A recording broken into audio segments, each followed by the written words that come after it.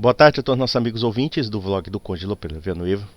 Desde já, eu gostaria de agradecer aos inúmeras doações que eu recebo de vocês.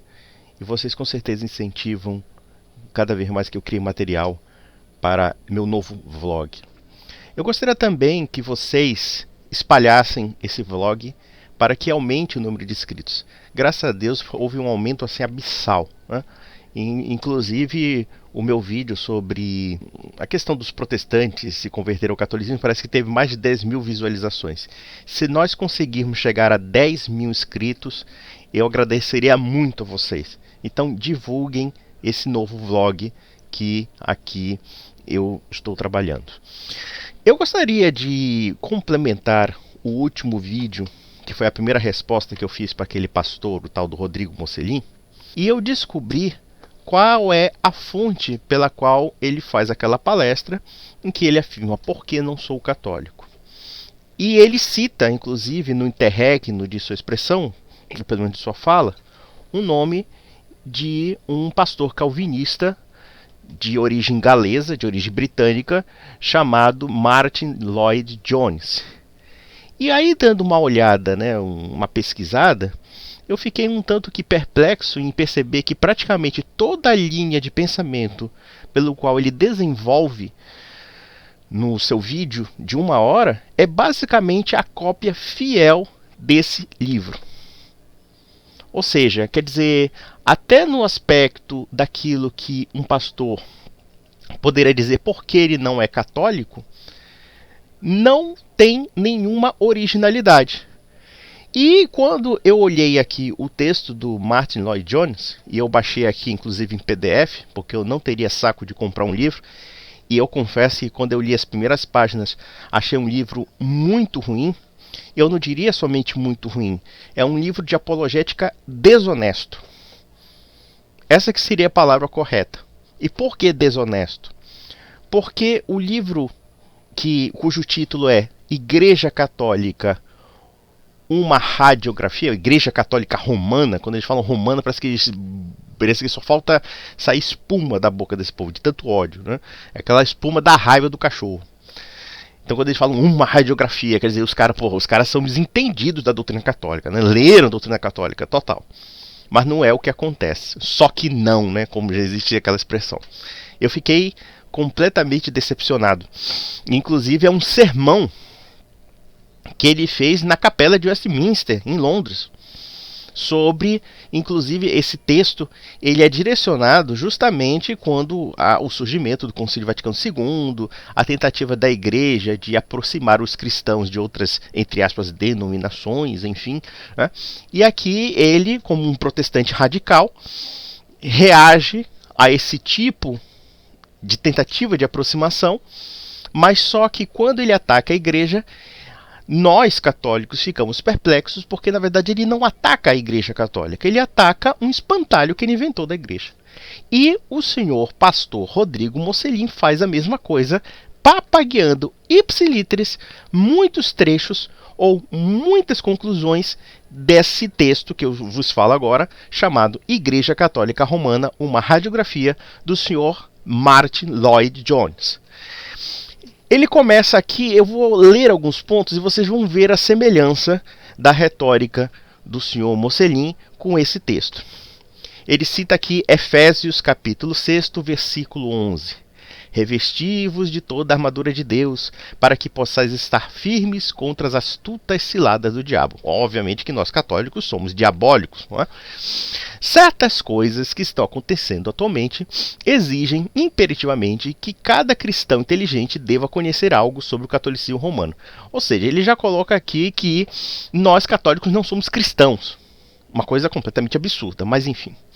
Existem movimentos em operação e reuniões acontecendo, os quais estão tentando fazer uma reaproximação entre o catolicismo romano e o protestantismo.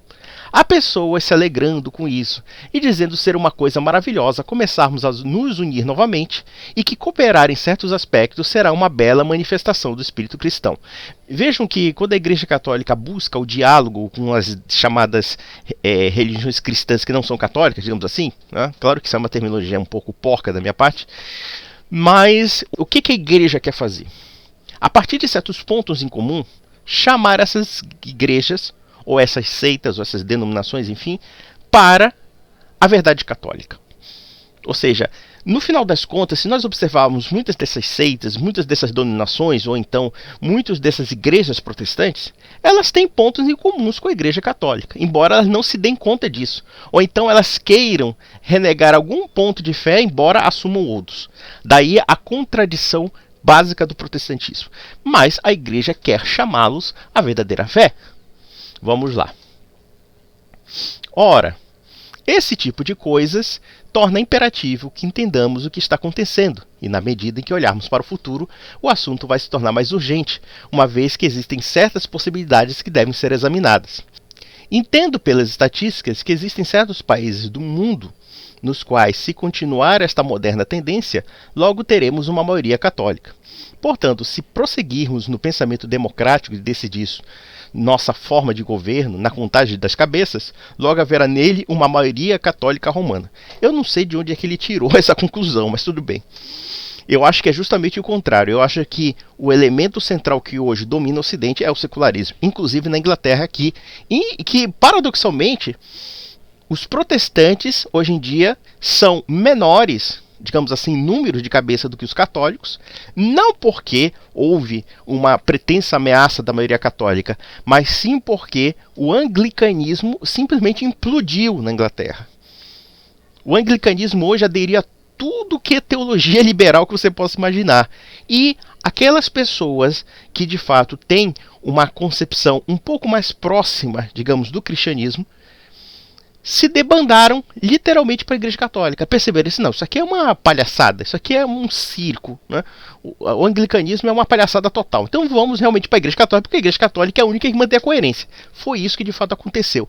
E mais, não é a Igreja Católica a maior ameaça ao protestantismo na Inglaterra, mas sim o secularismo.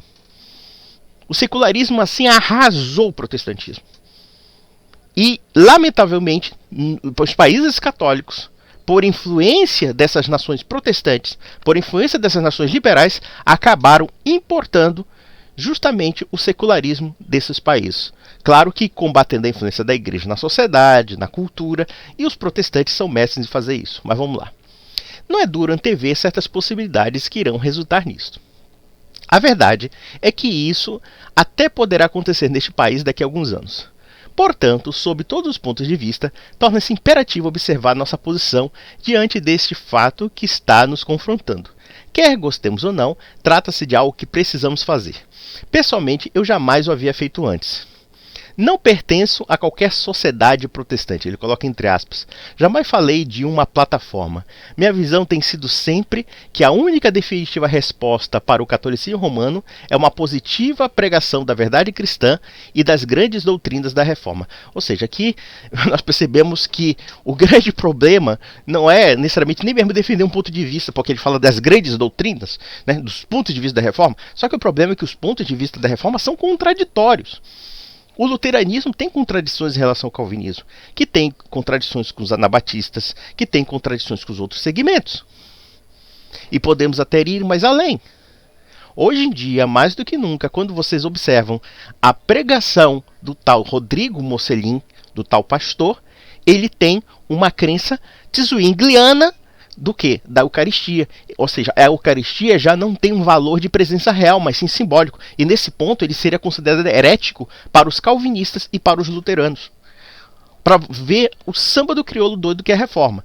Mas já percebendo o teor do texto que eu estou lendo para você, o problema não é a confusão que a reforma causa.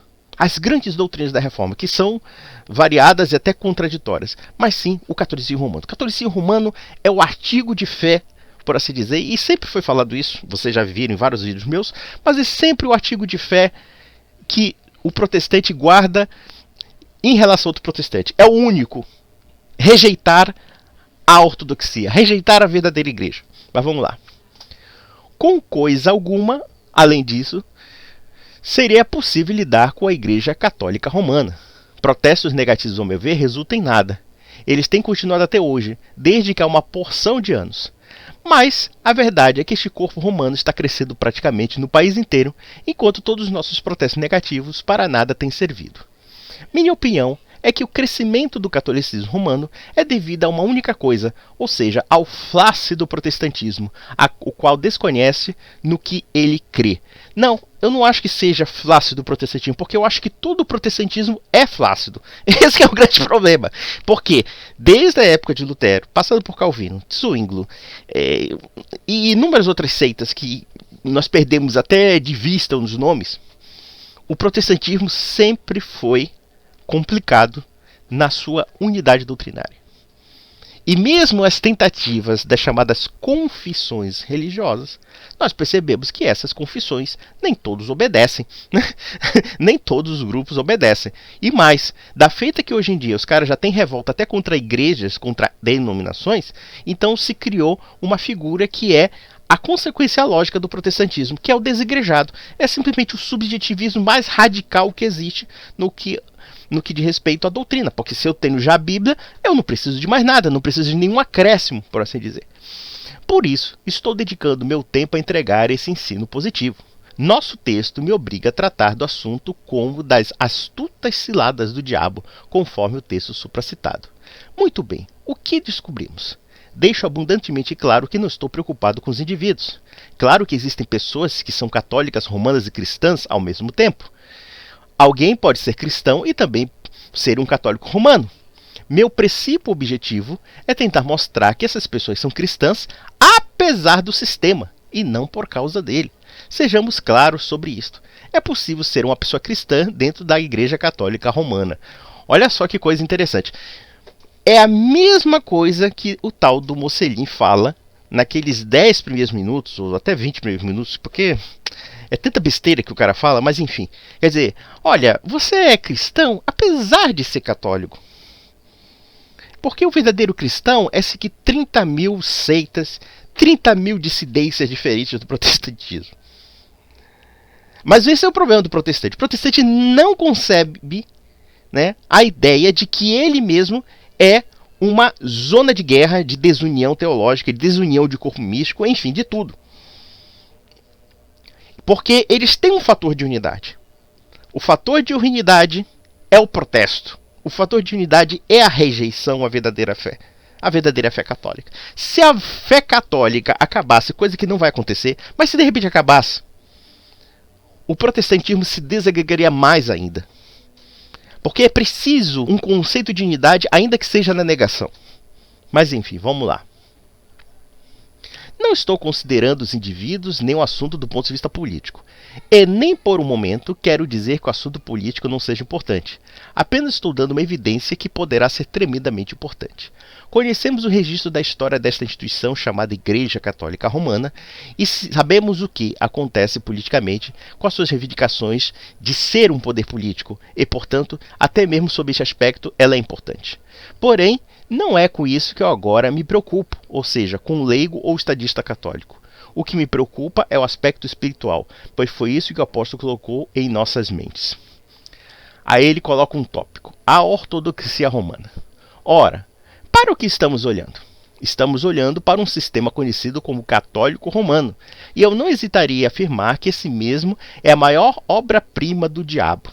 Este sistema está de tal modo afastado da fé cristã e do ensino do Novo Testamento que eu não hesitaria, conforme fizeram reformadores, em descrevê-lo como apostasia. Vejam que coisa curiosa. Apostasia em relação ao quê? Porque, vejam, o protestante, ele pega a Bíblia sempre dentro de uma visão idealizada do Novo Testamento. Ele nunca pega uma visão histórica. Ou quando se fala de uma visão histórica, é sempre uma visão enviesada. Porque detenhamos a este detalhe. Se a igreja é apóstata, então ela é apóstata em relação a uma igreja visível. Porque não tem como conceber o fato de que, de repente, a igreja apostatou no século IV com Constantino. Vamos dar esse exemplo assim bem bobo que eles gostam de falar e que isso nunca aconteceu. Mas se isso acontecesse, onde estaria a igreja ortodoxa? Onde estaria a verdadeira ortodoxia, a sã doutrina cristã? Do século IV ao século XVI. Esse é o problema. Não existe essa igreja. E se eles afirmarem que essa igreja teve que ressuscitar no século XVI, então eles terão que afirmar que durante mais ou menos 12 séculos, Jesus Cristo simplesmente largou sua igreja, deixou as portas do inferno prevalecerem sobre ela.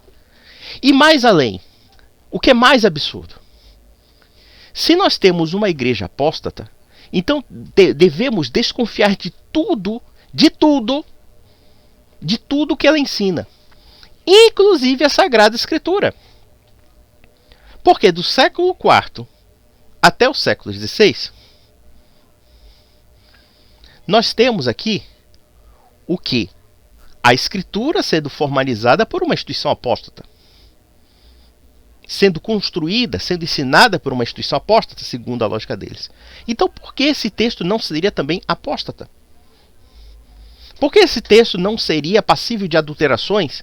Por que nós confiaríamos na sacralidade da Sagrada Escritura se nós não confiamos na igreja que concebeu o modo de entender a Sagrada Escritura, a estrutura canônica da Sagrada Escritura, como também os próprios evangelhos, o Novo Testamento, porque o Novo Testamento foi nos dado pela igreja, não foi dado, como eles falam, não, mas a Bíblia foi dada pelos judeus, o Antigo Testamento sim, só que existe uma questão, quais judeus herdamos o Antigo Testamento? Não foram os judeus de Talmud, não foram os judeus que negaram Cristo, foram os judeus que aceitaram Cristo, porque a igreja cristã era uma igreja de judeus, que provém de judeus, apóstolos judeus,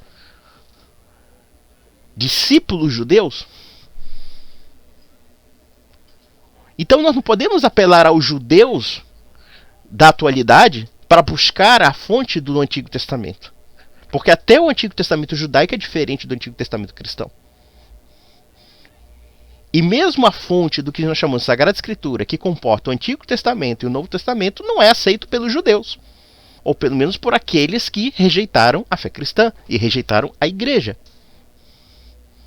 Então, só existe uma fonte fidedigna para assumirmos a verdade na sua plenitude, que é da própria igreja. E não é nem da Sagrada Escritura, porque a Sagrada Escritura é parte do ensino da igreja. E se é parte do ensino da igreja, ela não pode ser apóstata. Não pela lógica protestante. Porque o protestante não vai conseguir afirmar, basicamente, o fato de que, se a igreja é apóstata, a Bíblia não necessariamente seria apóstata. Pelo contrário. A lógica nos deduz que tudo que é apostasia vai ser ensinado em qualquer coisa, inclusive na Sagrada Escritura. E até a própria Sagrada Escritura. Mas vamos lá. Vamos esclarecer. Apostasia é uma espécie de afastamento da verdadeira fé cristã e do ensino do Novo Testamento. Esse que é o grande problema. Porque esse Lloyd Jones, junto com aquele palhaço daquele Rodrigo Mocelin, que é uma espécie de bufão triunfante, né? Ele fala com uma ênfase, achando que está falando alguma coisa séria, né? O fanfarrão triunfante. Esse pessoal precisa definir o que seria a verdadeira fé cristã e o ensino do Novo Testamento. Porque nem o protestantismo consegue ensinar isso. Eu seria luterano, eu seria calvinista, eu seria trocentas denominações, eu seria sabatista, eu seria unitarista, eu seria o quê dentro do protestantismo? O que o protestantismo tem de ensinar de uno, de única fé, único batismo, único Deus, único corpo místico para essa igreja apóstata? É contraditório. Porque ele parte de uma ideia de que existe unidade no protestantismo. Isso é falso. Vamos lá. Ora, alguns vão dizer, o senhor está falando isso da Igreja Católica Romana? Precisamos ser cuidadosos aqui. Quando dizemos que o catolicismo romano é apostasia, precisamos esclarecer qual o sentido em que esta afirmação é verdadeira. Então vamos esclarecer. Não se trata de uma simples questão de negação da verdade, mas principalmente de um acréscimo à mesma, o que eventualmente torna-se um afastamento da verdade. Olha só a malícia.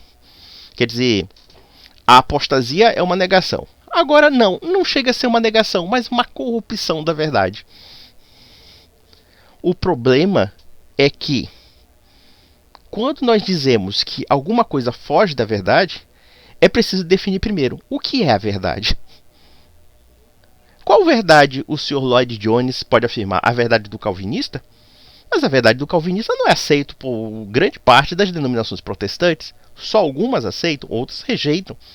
E aí, como é que fica a situação?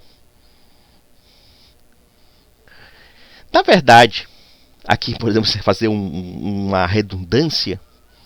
O protestante não concebe realmente a verdade. Ele concebe a opinião e ele transforma essa opinião na verdade. E é por isso que nós podemos chamar com razão de que todo protestante é um herético. E qual é a gravidade da heresia? É quando essa heresia cada vez se afasta da origem da verdade cristã que está na igreja.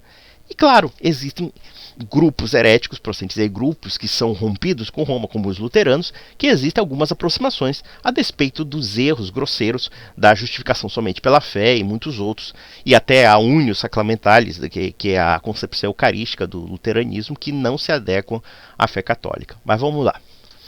Deixe-me explicar, pois é justamente aqui onde entra toda a sutileza da Igreja Católica Romana e onde penetra as hostes espirituais da maldade. Veja, ele acha que é o seguinte, que a Igreja Católica Romana, quando ela prega o que ela ensina, a gente sempre está imbuído de uma malícia oculta. Nós estamos escondendo alguma coisa, quase como se fosse uma seita diabólica. Mas é aquela história, é muito estranho. Por um lado, nós somos apóstatas, ou seja, nós simplesmente pregamos tudo que é contra a fé cristã, mas, na verdade é o seguinte, nós pregamos a verdade, mas tem acréscimos que deixam de ser verdade. Não tem muita lógica isso. Não tem muito sentido. E é a mesma retórica do Rodrigo Mocelin. Copiou tudo aqui. Vamos lá. Em certo sentido, se alguém observar casualmente, poderá até pensar que a Igreja Católica Romana é a mais ortodoxa do mundo. Quando se considera a pessoa do Senhor Jesus Cristo, não existe um sistema mais ortodoxo do que a Igreja Católica Romana, até mais ortodoxo do que a maioria dos protestantes. É isso que a torna essa posição tão alarmante. Claro, isso assusta um cara como esse, né? Porque ele descobre de repente que a Igreja Católica permanece com unidade de fé, de batismo. Quer dizer, nós, por exemplo, participamos da Santa Missa e às vezes lemos um texto da patrística do século II, III. É a mesma coisa. Os elementos essenciais da missa são preservados, claro, não idênticos, evidentemente. Houve mudanças acidentais na missa, mas certos aspectos essenciais dela se mantêm no tempo e no espaço. Isso que é incrível na Igreja Católica, e isso que assusta o protestante, mas enfim, vamos lá. Do mesmo modo, quando se trata da obra do Senhor, não existe qualquer dúvida sobre sua ortodoxia. No que diz respeito ao princípio da graça, este é um dos seus temas centrais. Quanto à inspiração divina da Escritura Sagrada, ela a confirma e acredita que a Bíblia seja a palavra de Deus. Vejam que esse termo palavra de Deus é um termo equívoco na Sagrada Escritura. Ele não é unívoco. Confundir Escritura com palavra de Deus é um jogo retórico protestante. Porque palavra de Deus pode ser também o Cristo. Palavra de Deus pode ser a mensagem de Deus. Pode ser várias coisas. Aqui ele usa uma palavra equívoca como se fosse unívoca. Que a Bíblia é só a palavra de Deus. Mas a igreja também é portadora da palavra de Deus. Da feita que ela foi criada pelo próprio Cristo. E da feita que também a tradição oral que ela guarda é um ensino divino, é um ensino dos apóstolos, um ensino que foi transmitido, mas que não foi totalmente escrito na Escritura. Então veja que a palavra de Deus é um conceito equívoco na história do cristianismo e que não comporta somente um tipo de interpretação. Nós católicos dizemos que a Sagrada Escritura contém a palavra de Deus. Evidentemente que podemos até falar que a Bíblia Sagrada é a palavra de Deus, porque contém a palavra de Deus, mas a palavra de Deus não se limita somente à Sagrada Escritura. Porque a palavra de Deus também é o próprio Cristo. É muito comum os protestantes citarem João quando Jesus Cristo fala aos rabinos e até os repreende dizendo: examinais as Escrituras. E eles falam examinai, eles mudam o sentido, porque ele está falando no sentido indicativo e não imperativo. Ele está falando assim: vocês examinam as Escrituras pensando nelas ter vida eterna, mas elas fazem testemunho de mim. Aqui nós temos uma ideia da palavra de Deus que foge ao conceito da Escritura. A Escritura de fato prevê a vinda do Messias, mas esse Messias não é uma figura, um personagem que está escrito num papel. É um personagem vivo. Ou como João diz no seu primeiro capítulo, no princípio era o verbo se fez carne, e o verbo era Deus.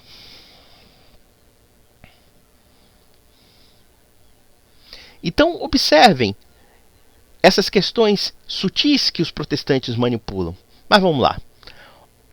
Portanto, se observarmos somente a partir desse modo geral, podemos chegar à conclusão de que ela é o corpo mais ortodoxo do mundo.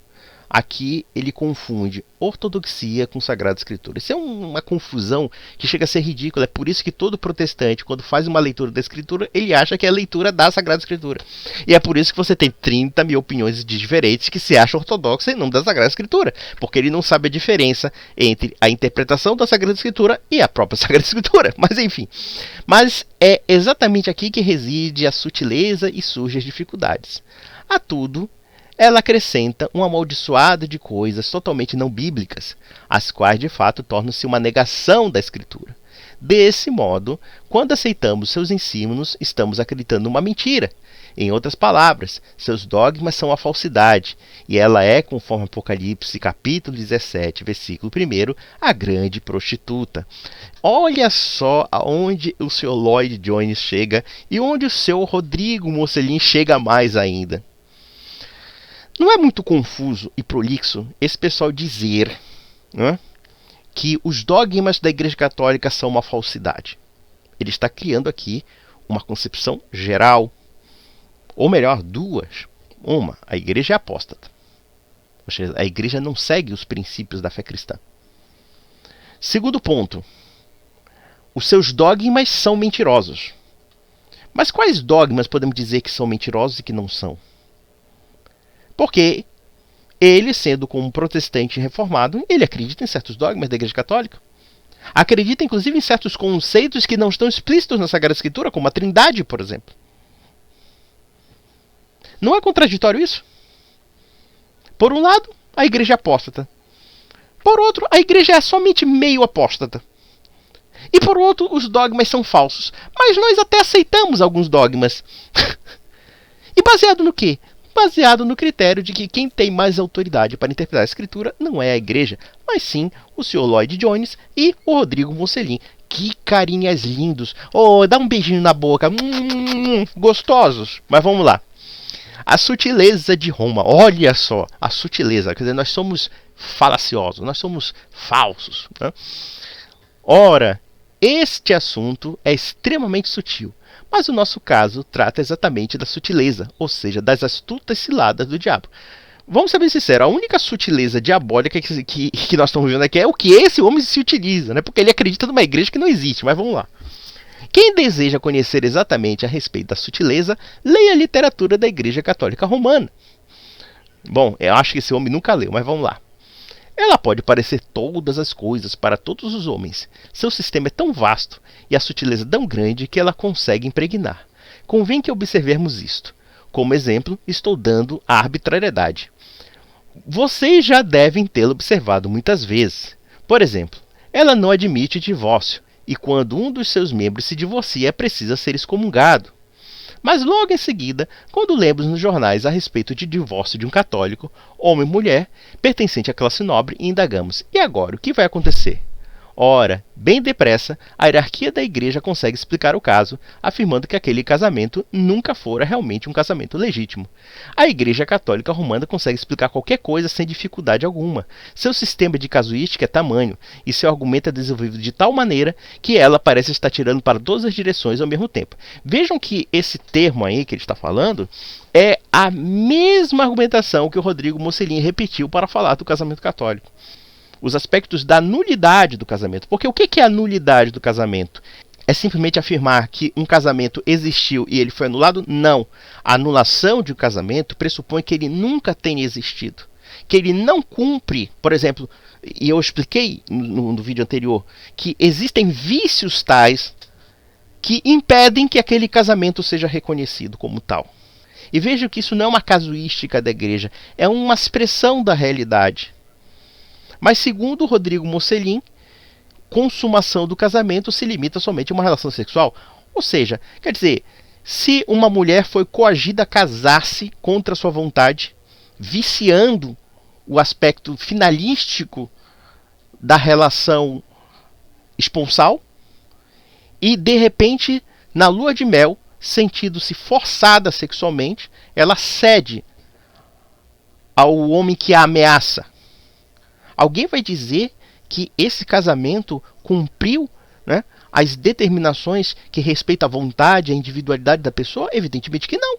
E é por isso que ele ainda é considerado nulo. Ou seja, ele não tem validade. Ele simplesmente é reconhecido como não existente.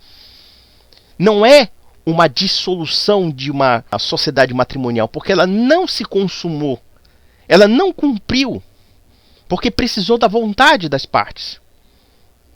Então houve vícios que declararam simplesmente aquele casamento como inexistente. E vejam que esses princípios não são princípios somente da igreja, são princípios comuns aos princípios gerais do direito civil. Acredito eu que no caso inglês, no caso britânico, também se segue a common law, e eles vão seguir as mesmas determinações, ou determinações mais ou menos semelhantes. Então, não existe casuística nenhuma aqui. Existe simplesmente uma análise realista e uma análise do que é um casamento, dos critérios em que esse casamento de fato pode ser assumido, pode ser reconhecido, e outros critérios que não podem ser reconhecidos pelos vícios que comprometem a voluntariedade das partes e, portanto, esse casamento ele não é reconhecido. E existem várias situações em que eu poderia dizer aqui. O vício sobre pessoa. Casei com uma pessoa X, né? Mas só que eu descobri que ela é uma pessoa Y. Um homem casou com uma mulher, depois descobriu que ela era uma atriz pornô e ela fazia a pose de beatinha da igreja.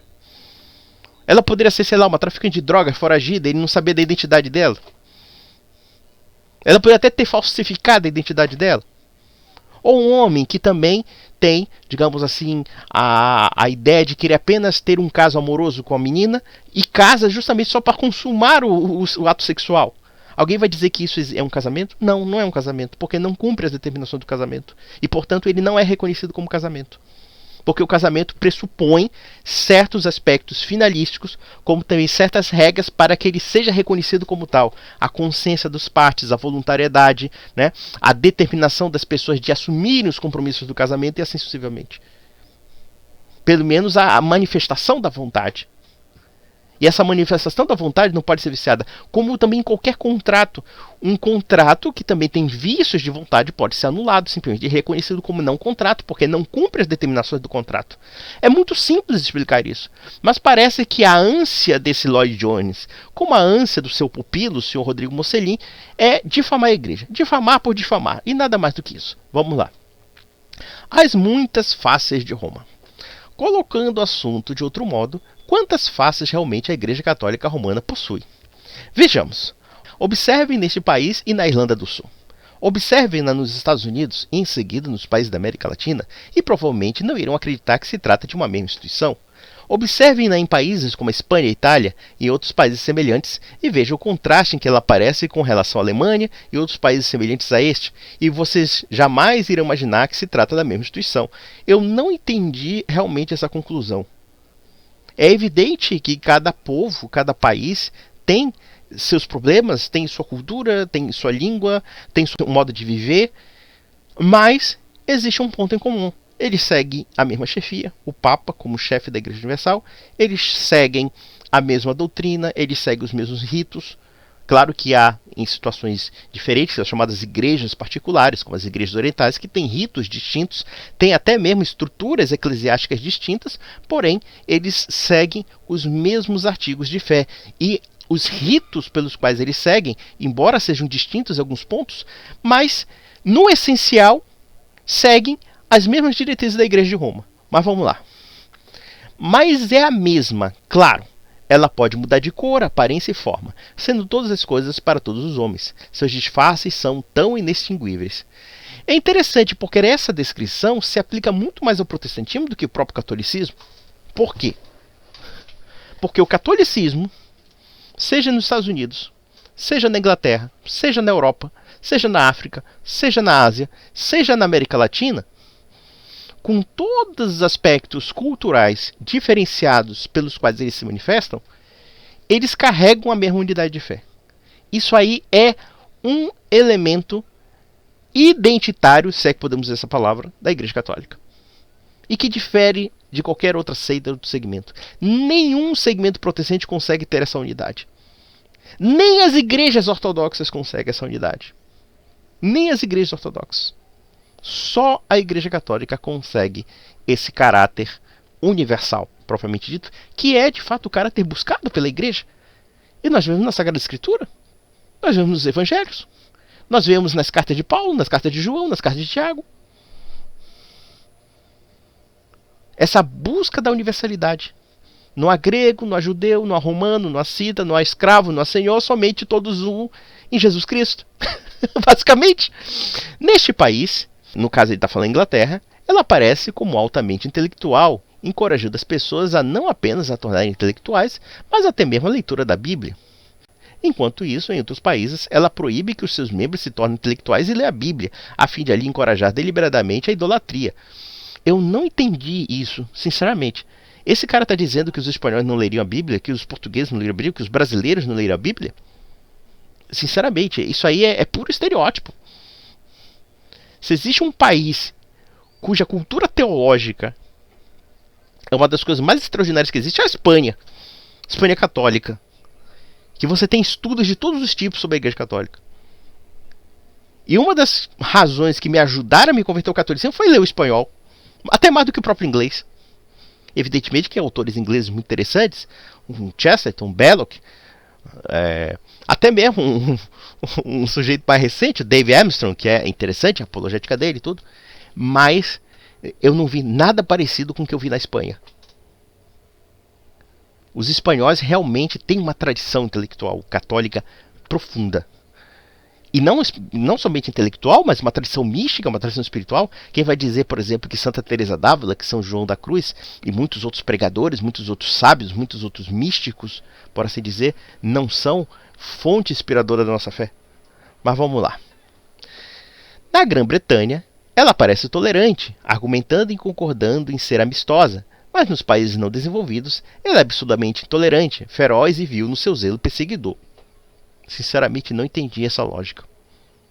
Não entendi mesmo. Evidentemente que uma igreja católica instituída vai ter uma situação bastante diferente de uma igreja católica que é marginal na Inglaterra, e, portanto, nós temos que até lembrar disso, que a igreja católica foi muito perseguida na Inglaterra. E aqui nós podemos também falar do protestantismo. Bom, nos Estados Unidos o protestantismo parece bastante tolerante, entre aspas. É claro que é meio relativa essa tolerância. Pelo menos não se perseguiu os católicos como se perseguiu na Inglaterra. Mas os protestantes ingleses parecem muito mais intolerantes nesse sentido, porque eles têm até mesmo uma igreja oficial. E se eles têm uma igreja oficial, eles não têm que reclamar, pelo menos na época, nos anos 60, se havia países católicos com igreja oficial. Basicamente. Vamos lá.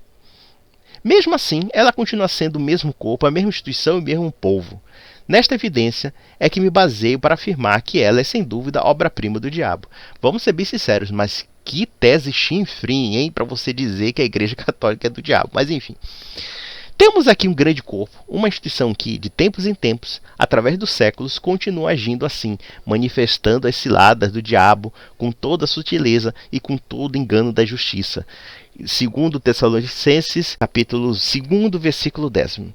Não estamos explicando essa passagem, mas dela talvez se levante aquele que é descrito no capítulo 13 do livro de Apocalipse. Ou seja, é essa mania protestante de manipular as escrituras, de manipular a textos apocalípticos para rotular o inimigo de besta, de prostituta, de não sei o que. Uma palhaçada tremenda. Já que esse pessoal fala de tanto que a Igreja Católica é isso, aquilo, blá blá blá, eu diria uma coisa.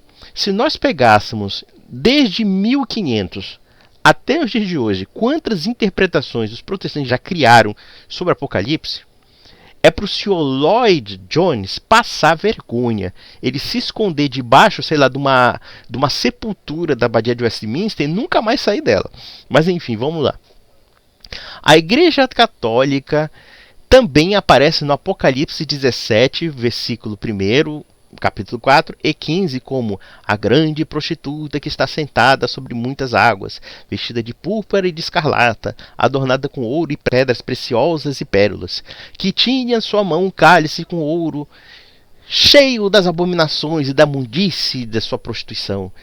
E disse-me: as águas que viste, onde se assenta a prostituta, são povos e multidões, e nações e línguas. Olha, para ele usar esse, digamos, esse trecho de Apocalipse, então ele está dizendo que todos os católicos do mundo, né, todas as nações católicas do mundo, são o quê? São abominação, imundície e prostituição. Só que nós percebemos aqui que, vamos analisar as águas que viste, né, nós temos aqui a questão da descrição do Império Romano Pagão, que não tem nada a ver com a Igreja Católica, mas protestante, racista, filha de uma égua, que odeia essa pluralidade que a Igreja sabe admitir, precisa usar esses expedientes retóricos baixos e desonestos para atacar a Santa Amada Igreja. Mas vamos lá. Tudo isso é uma descrição exata da Igreja Católica Romana? Não. Ao longo da história, na qual ela sempre tem agido e se mostrado assim. Ou seja, quer dizer, a Igreja Católica Romana, durante 1500 anos, durante 2000 anos, sempre foi má, feiosa, horrorosa, blá blá blá. Isso aqui é uma negação da história que chega a ser grosseira. E isso partindo de um pastor protestante, de um homem que, pelo menos na Inglaterra, era admirado, era respeitado. Mas muito desses sujeitos, desses bem-falantes, desses fanfarrões triunfantes, por assim dizer, tipo Rodrigo Mussolini, até mesmo o tal do Augusto Nicodemos, muita gente releva, Augusto Nicodemos. Sinceramente, como historiador, como opinião histórica e teológica, é muito raso. Me desculpa, não tem nada contra esse pessoal pessoalmente. Até tomaria uma cerveja, se ele pagasse uma cerveja até aceitaria. Mas, vamos lá. Ela tem monopolizado toda a denominação cristã. Chegou sorrateira e sutilmente, a fim de construir um caminho para eventualmente ser de fato universal no controle mundial. Olha, sinceramente, se a igreja não pressupõe ser universal, eu não sei mais o que é igreja. Mas é aquela história, o protestantismo é assim, né? Cada um quer ser universal dentro da briga de seitas. Mas em compensação, quando a igreja consegue ser a única que de fato tem caráter universal, eles ficam invejosos, ficam odiosos. Mas vamos lá. Falar do que ela tem feito iria nos tomar meses para o assunto ser tratado adequadamente. Ah, meu Deus, imagina as lorotas que ele ia falar se ele escrevesse. Limitado esse sermão, a fim de oferecer apenas algumas linhas principais, afirmo que minha opinião é verdadeira. Ai, deixa eu jogar aqui do prédio aqui e já volto, vai. Deixa eu me matar aqui, eu já volto. Portanto, vou dividir o sermão em 3 títulos principais: idolatria e superstição. Percebam que é o Rodrigo Mussolini discussando aqui. Ô, Mussolini, seja um pouco mais original, cara. Que coisa feia, cara. Você copiando esse texto aqui e achando que você realmente acha que entende a Igreja Católica. Existe uma coisa até interessante que um colega meu católico falou. Esse pessoal nunca lê as fontes católicas originais. Eles sempre leem essas apologéticas de fancaria, essas apologéticas horrorosas protestantes de terceira mão para falar da igreja. Aí, claro, imagina. Digamos que de repente um cara se apaixona por uma moça. Uma moça bonita, né? Uma moça até com jeitos elegantes e tudo. Aí de repente vem um filho da mãe mesquinho e começa a dizer: olha, essa mulher é vagabunda. Essa mulher aí faz suruba. Essa mulher... Quer dizer, se você pegar a fonte de terceiros, e muitas vezes o despeitado que fala mal da mulher, ele quer a mulher e a mulher nem dá bola pra ele. E ele acaba envenenando a reputação da mulher. E a mulher não é nada disso, a mulher é séria, a mulher é honesta e tal, tudo. É a mesma coisa. Esse pessoal fica lendo fonte de terceira mão. Não, lê a história da igreja. Não precisa nem pegar fontes católicas, pegue fontes acadêmicas. Se você pegar as fontes acadêmicas sobre a Igreja Católica, fontes sérias, nós vamos perceber que realmente a Igreja Católica é uma instituição muito mais complexa do que essas leituras de gibi aí que pastor protestante gosta de ler. Mas vamos lá. Este primeiro título, ou seja, da idolatria, mostra como a Icar, quando eu fico ouvindo Icar, a primeira coisa que eu penso, quando eu fico ouvindo Icar, eu imagino uma marca de locadora de carros. Vamos na Icar! Icar! Vá para a Icar! Loque o carro mais barato para você. É mais ou menos isso que eu penso quando eu vejo a Icar. Aí vamos repetir de novo, desculpa. Este primeiro título mostra como a Icar, né, a locadora de carros Icar, tem sido culpada pela introdução da idolatria e da superstição. Ora, não existe coisa alguma mais condenada na Escritura do que a idolatria. Não devemos fabricar ídolos. A Igreja Católica Romana ensina o seu povo a adorar os ídolos. Aí a gente fica pensando assim, católico, lendo isso. Cri, cri, cri, cri. Não entendemos porra nenhuma, mas vamos lá. Este se prostra diante de todo tipo de imagens. Esse aí deve se prostrar perante a rainha da Inglaterra e não é idólatra, mas enfim. Quem já visitou uma das grandes catedrais deve ter visto pessoas fazendo isso. Na catedral dedicada ao apóstolo Pedro em Roma, existe uma estátua de Pedro. A quem observar a mesma poderá verificar que os artelhos do santo estão lisos e gastos, porque as pobres vítimas do engodo católico têm ali passado beijando esses artelhos. As pessoas se ajoelham com reverência e adoram imagens e relíquias. Alguém está dizendo que aquelas imagens e relíquias são deusas? Cri, cri, cri. Vamos lá. Elas afirmam possuir relíquias dos santos, como pedacinhos de ossos e outras coisas por ele utilizadas, colocando-os em lugares especiais, ajoelhadas. Isso é nada mais do que uma chocante idolatria. Nada disso é encontrado nas escrituras do Velho e do Novo Testamento. Contudo, a Igreja Católica Romana encoraja deliberadamente a idolatria. Veja uma coisa interessante. Quando José, governador do Egito, isso no capítulo de Gênesis, não? Ele morre, evidentemente, estava enterrado no Egito. Mas os judeus levam os ossos dele quando eles vão embora. Não? Eles levam os ossos de José. Por que levar os ossos de José? Por que não deixar lá? Diz, não, isso aí é só osso, pô. Que porcaria. É osso? Pega e joga pro cachorro. Não. Os judeus têm, sim, reverências a relíquias. Quem é que vai negar, por exemplo, que a Arca da Aliança não é uma relíquia? Que a Arca da Aliança, onde Josué se ajoelha, colocando a testa no chão, né? E, segundo a crença dos próprios judeus, Deus atuava naquela arca. Quem é que vai dizer que aquilo não é uma relíquia?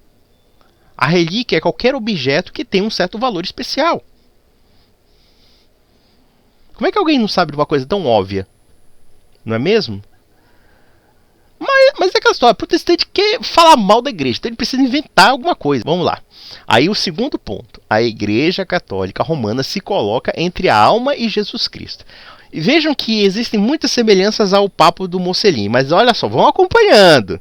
Eu sei que é quase 1 hora de vídeo, é um saco, eu não suporto 1 hora de vídeo. Só quando a pessoa está muito, assim, tem um assunto legal, aí realmente eu aguento 1 hora. Mas vamos lá. A segunda grande acusação contra a Igreja Católica Romana é que ela se coloca entre o homem e o Senhor Jesus Cristo. Ora, mas é Jesus Cristo que determinou isso, mas vamos lá. Tem sido esta a acusação mais terrível durante todos esses anos. Ela afirma que é essencial para a salvação. Ela diz que fora da igreja não há salvação. Ela afirma ser absolutamente indispensável. Colocando-se entre a alma e o Senhor Jesus Cristo, ela existe essa posição para si mesma. Não podemos encontrar esse ensino no Novo Testamento, mas ele existe na Igreja Católica Romana. Aqui ele fala uma mentira. Opa! Ele fala uma mentira total. Evidentemente que existe sim. Isso aqui é uma grande mentira porque nós temos o poder das chaves, o poder de ligar e desligar dos céus. E através do quê? Através da própria igreja, corpo místico de Cristo. A própria Sagrada Escritura diz que a igreja é a coluna e fundamento da verdade. E quem realmente não participar do corpo místico não vai ter salvação. Nós temos que pertencer sim ao corpo místico de Cristo. E esse corpo místico de Cristo tem representação invisível e visível. Não é a representação protestante do sacerdócio universal, que diz que todo mundo é sacerdote, todo mundo tem mundo de ensinar, todo mundo é ministro, todo mundo é alguma coisa e não é coisa nenhuma. Aí vamos lá. Ela afirma que somente ela sabe o que é verdade e que somente ela pode interpretar. Bom, 1 Timóteo, capítulo 3, versículo 15. A igreja é a casa do Deus vivo, coluna e fundamento da verdade. Isso é o quê? Não é dizer que ela é verdade? Bom, caia-te.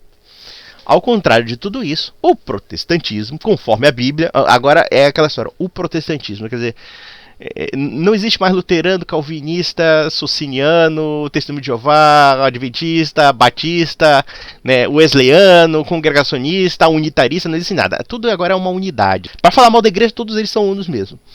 Ensina o sacerdócio universal dos crentes e o direito de cada cristão ler sozinho a Bíblia e entendê-la sob a iluminação do Espírito Santo. É por essas e outras que vocês estão tendo o fenômeno do desigrejado. Como é que eu posso alegar? Olha, nós temos que resgatar o protestantismo da reforma protestante. Nós temos que resgatar a confissão de Augsburg. Isso é luterano, evidentemente. Nós temos que resgatar a confissão de Westminster. O sínodo de Dort, né? E assim vai. Mas vocês não estão dizendo que a pessoa tem o direito de ler a Bíblia sozinha, pedir ajuda do Espírito Santo e chegar às conclusões a partir dessa conclusão subjetiva que ele tem da Bíblia? Então pronto, não reclamem se vocês são trocentas seitas, trocentas denominações, e não há autoridade para afirmar que existe um preceito objetivo para interpretar a Bíblia. É simples assim.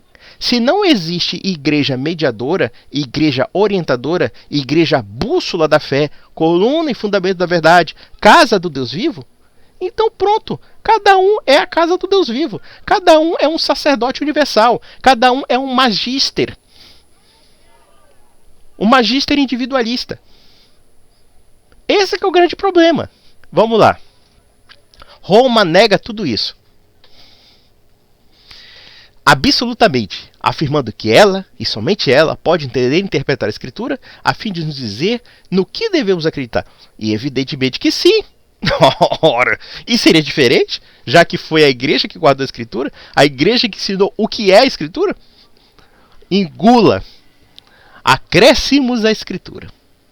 A Igreja Católica Romana diz isto, em parte porque afirma que tem recebido uma revelação contínua. Revelação contínua? Bom, vamos lá.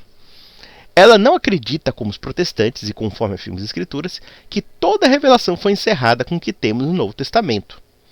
Por isso, ela não hesita em afirmar que recebe a revelação contínua a fim de fazer acréscimos à verdade da Escritura. Não, não é assim, não funciona dessa maneira. Não existe essa história de revelação contínua. Nós acreditamos e defendemos tudo que seja ligado, não somente à tradição oral, como também a Sagrada Escritura, como também o magistério. E existem alguns pontos, tanto da Sagrada Escritura e do magistério, que não são fáceis de explicar, que não são claros, e que o magister toma a decisão a partir de quê? A partir da conclusão dessa própria tradição, como ela se apresenta a nós, como também a própria revelação, com a ajuda do Espírito Santo, evidentemente. Não é? Então vejam que não é revelação. Por exemplo, vamos pegar as revelações particulares, digamos, a revelação da Virgem Maria, a revelação, sei lá, de La Salette, muitas revelações. Essas revelações, inclusive, elas não são dogmáticas, elas não servem de base para o dogma católico, e inclusive a igreja não obriga o fiel a acreditar nelas. Elas são apenas elementos particulares, casuísticos, circunstanciais e que não complementam o significado da sã doutrina católica e nem da Sagrada Escritura e nem do ensino católico. A igreja pode reconhecer essas revelações particulares de santos, mas não obriga a nós acreditarmos e não é dogma de fé crer nessas revelações. Vamos lá. Por quê? E aí a gente tem que entender por quê. Porque não são elementos de fé que estão sendo discutidos ali. São elementos meramente temporais, por assim dizer. Vamos lá. Por isso, ela não hesita afirmar que recebe a revelação contínua a fim de fazer acréscimos à verdade da Escritura. Mesmo afirmando que a Bíblia é a palavra de Deus, a Igreja Católica Romana usa a tradição. Ela usa a tradição para fazer acréscimos, dando a mesma uma autoridade igual à da Sagrada Escritura. Esses acréscimos até mesmo chegam a negar o ensino bíblico, e desse modo ela usa a sutileza. Olha, a tradição é descrita na Escritura. 2 Tessalonicenses, capítulo 2, versículo 15. Guardai-vos as tradições que vos transmitimos por oralidade ou escritura. Ou seja, nós estamos aqui vendo uma definição formal do que a Igreja Católica acredita. Existe uma transmissão oral e uma transmissão escrita. E essa transmissão oral e escrita são dois meios que comportam uma unidade de ensino. Eles são complementares entre si. É por isso que nós dizemos que existem uma tradição e uma escritura que são, de fato, ensinos, mas que eles são partes, meios de uma mesma doutrina. São formas de transmissão apenas. Porque existem pontos na Sagrada Escritura que precisam da tradição oral e nós temos que reconhecer que a própria Escritura é fruto de uma tradição oral. E se nós estudarmos em quanto tempo a Sagrada Escritura, no caso, o Novo Testamento, foi escrito, ele foi escrito anos depois de todos aqueles acontecimentos. E como é que eles se preservaram? Através da tradição oral. Só que a tradição oral não morre porque existe uma tradição escrita. Porque uma é complementar a outra. Então, esses acréscimos, eles existem. Porque nem na Escritura há a ideia de que há só a Escritura. Até hoje, nós estamos hoje em 2022, no caso, 2 de julho de 2022, e até hoje eu vou comprar o meu caixão aqui, né? Vou morrer, vou esperar o dia do juízo final. Quem sabe que eu estarei no purgatório. Mas nós vamos perceber que um protestante não vai conseguir citar um versículo da Bíblia que prove a sola Escritura. Um versículo da Bíblia. Porque se na Sagrada Escritura nós temos uma igreja, coluna e fundamento da verdade, se nós temos uma tradição oral que acompanha junto com a tradição escrita, que no caso seria a própria Escritura, então não se pode falar de sola Escritura. E toda declaração que tenta empurrar a sola Escritura é o fato de que, não, olha, a Escritura é divinamente inspirada, serve para nos ensinar, para nos orientar. Sim, e quem disse o contrário? A questão não é essa. A questão é dizer se só a Escritura é fonte única de fé. E não é. Nem a Sagrada Escritura diz isso. Ou seja, o princípio pelo qual vocês alegam não existe na Escritura. Mas enfim, vamos lá. Esses acréscimos até mesmo chegam a negar o ensino bíblico e desse modo ela usa a sutileza. Ela age assim e em seguida exige lealdade total dos seus membros, afirmando que ela pode governá-los naquilo em que eles creram. Veja, não existe nenhuma sutileza. Vocês percebem que todos aqueles fundamentos, magister. O que é o magister? O magister é a autoridade apostólica que é transmitida através de uma sucessão, que são os bispos em comunhão com o Papa, que é o representante de Pedro Apóstolo. Primeiro ponto. Isso está na Sagrada Escritura. Nós temos sim um magister, quem são? São os apóstolos. São os apóstolos e são os seus discípulos, que são formados justamente para sucedê-los. O segundo ponto, a própria autoridade da igreja, porque a igreja aqui também, no caso, como todo um conjunto, é representada pelos apóstolos. E a igreja, ela é um corpo místico, ela é um corpo sobrenatural. Porque você tem um aspecto visível e um aspecto invisível. E esse corpo sobrenatural, ele mantém uma unidade de fé, uma unidade de batismo, e é uma unidade que está no tempo e no espaço. Ou seja, existem preceitos da Igreja Católica que são dogmas que não mudam, que vão permanecer desde sempre. Desde a época apostólica até os dias de hoje. Nós temos o quê? A Sagrada Escritura como um elemento de condensação da história sagrada. Né? De juntar a história sagrada como fundamento da salvação. Mas ele não é o único, porque também precisa da tradição oral. Como nós reconhecemos a Sagrada Escritura? Foi por causa da tradição da igreja, foi por causa do testemunho da igreja. Sem isso, não saberíamos o que é a Sagrada Escritura. Nós teríamos protestantes lendo os evangelhos gnósticos e achando que aquilo é normal. Basicamente isso. Mas enfim, vamos lá. Ela também garante que é responsável pelas suas almas e pela salvação das mesmas.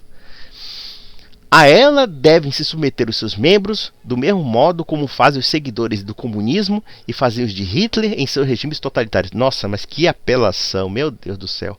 Ou seja, se os apóstolos na era primitiva exigissem, digamos, reverência, obediência, respeito aos preceitos pelos quais eles ensinam, então eles são nazistas. Considerando-se suprema, a Igreja Católica Romana se coloca entre os homens e o Senhor Jesus Cristo. E não seria diferente, porque foi o próprio Cristo que estabeleceu isso. Mas enfim. Agora nós temos o papado. A segunda manifestação desse tipo de totalitarismo é o Papa, com tudo que ele ensina. A Igreja Católica afirma que o Papa é o vigário de Cristo, o descendente espiritual do apóstolo Pedro. Isso ela chama de sucessão apostólica com toda a autoridade do apóstolo Pedro.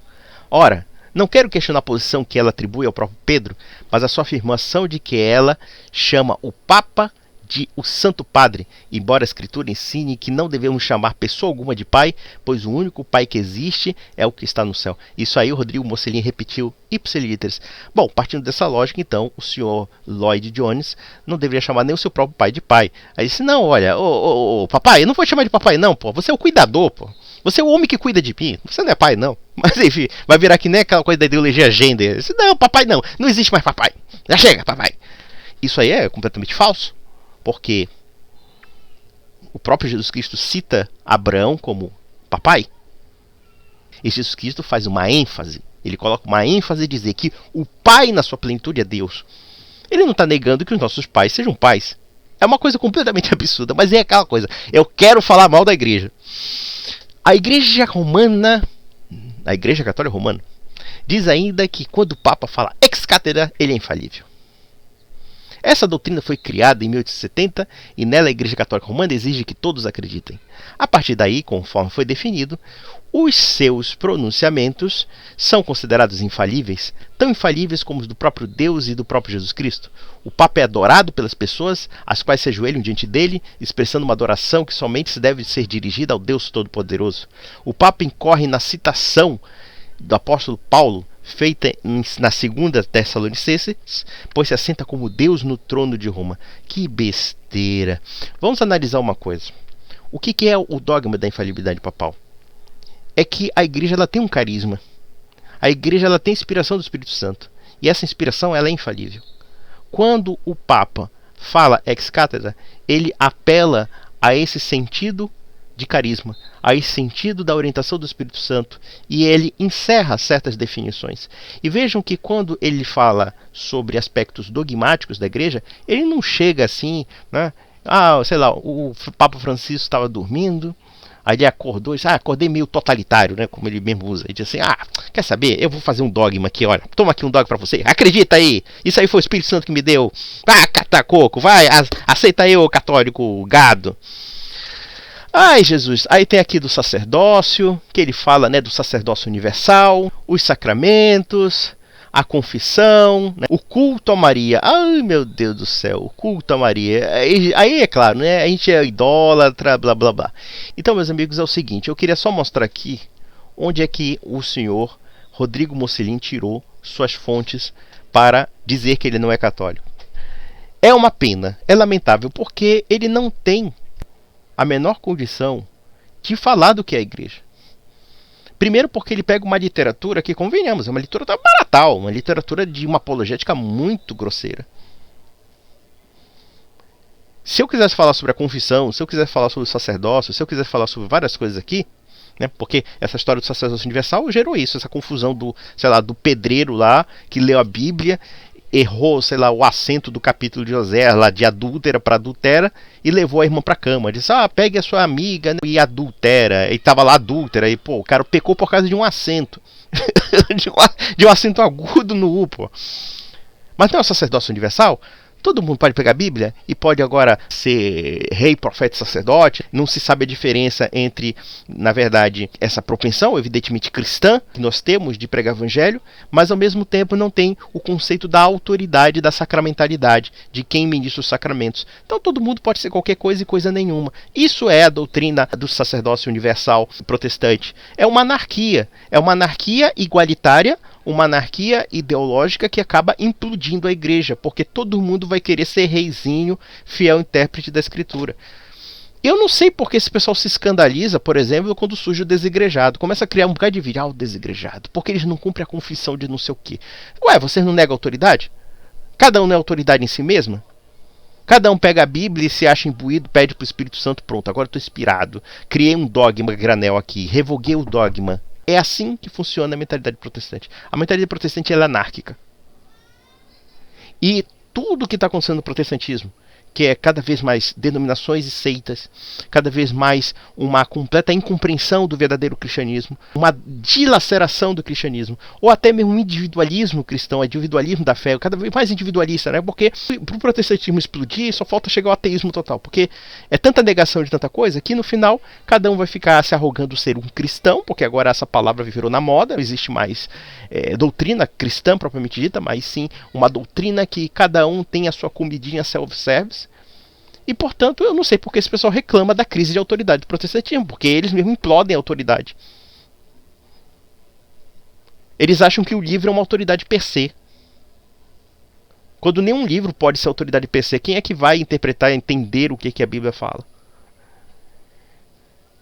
E aqui você vê, o Rodrigo Mocelin copiou ipsiliteris toda essa pataquada aí, mas fica aqui meu recado, e isso aqui é uma explanação do que é uma apologética desonesta, capciosa, completamente sem pé nem cabeça e que na verdade lamentavelmente seduz muitas pessoas. Quem vê um fanfarrão triunfante no púlpito vai achar realmente que ele é elegante. Olha só, o pastor Rodrigo Mocelin falou uma coisa legal, não sei o que. Isso é legal? É porque você não tem estudo mesmo para acreditar naquilo. Mas isso, um grande abraço.